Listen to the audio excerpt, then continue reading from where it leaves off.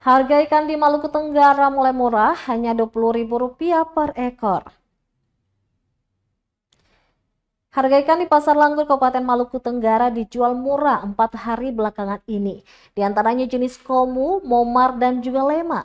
Pantauan tribunambon.com Kamis 8 Agustus 2024 untuk ikan komu dibanderol Rp300.000 per ember, sementara per tumpuk isi 8 ekor dijual dengan Rp20.000. Artinya dengan 2 ribuan saja sudah bisa mendapat 1 ekor ikan. Ikan jenis lolosi dijual Rp300.000 per ember untuk pertumpuk isi 5 ekor. Untuk pertumpuk isi 5 ekor sedang dihargai Rp20.000. Sedangkan untuk ikan jenis momar per ember dijual Rp550.000 per tumpuk.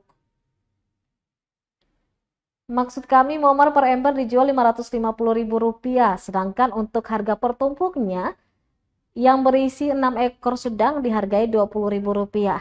Sulaiha, salah satu pedagang ikan di Pasar Langgur, mengatakan meski angin kencang, harga ikan masih murah.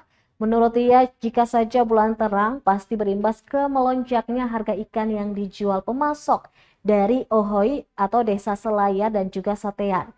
Namun dirinya berharap harga ikan jangan terlampau murah karena kebutuhan sembako juga semakin melonjak akhir-akhir ini.